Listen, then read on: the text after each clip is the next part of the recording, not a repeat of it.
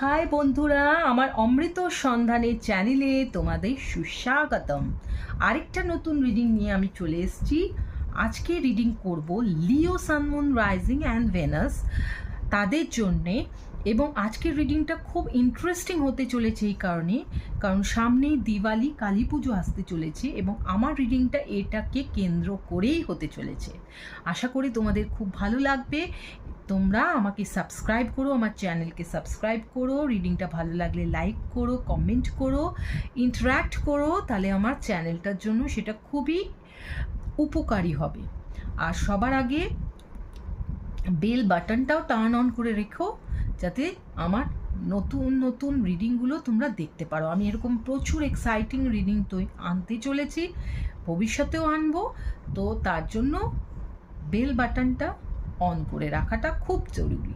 তো চলো বন্ধুরা, আর টাইম ওয়েস্ট না করে আজকে চলে যাই রিডিংয়ে। আজকে রিডিংটা হতে চলেছে যে এই দিওয়ালি কালী পুজোয় আমরা সবাই জানি যে নেগেটিভ এনার্জিকে জয় করে পজিটিভ এনার্জি, কিন্তু এই সময় প্রচুর নেগেটিভ এনার্জি কিন্তু আমাদের চারপাশে ঘোরাফেরা করে, সুতরাং এই সময় খুব সতর্ক থাকতে হয়।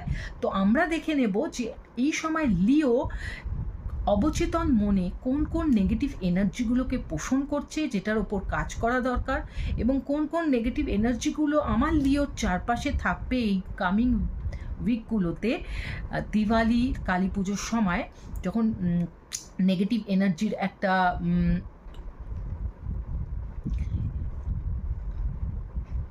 প্রবণতা চারপাশে থাকবে। সেই সময় কিভাবে লিওকে এই নেগেটিভ এনার্জিগুলো থেকে বেরিয়ে আসতে হবে সেটা আমরা দেখে নেব। আর তারপর দেখে নেব দিওয়ালিতে কালী পুজোয় মা কালী তোমাদের জন্য কি ব্লেসিংস নিয়ে আসতে চলেছে।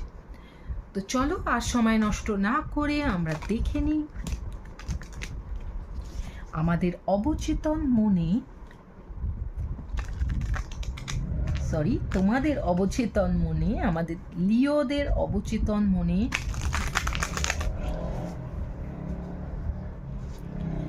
কি নেগেটিভ এনার্জি রয়েছে। চলো দেখে নি।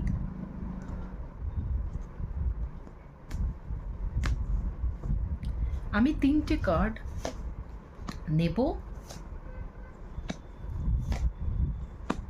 ওকে, তো লিও বন্ধুরা, আমরা দেখতে পাচ্ছি প্রথম কার্ডটা ব্যাটল উইদিন, তারপর সিডাকটিভ অ্যালিওর, তারপর ইনার ব্যালেন্স। তো লিও বন্ধু বান্ধবরা, তো আমি এই সময় দেখতে পাচ্ছি যে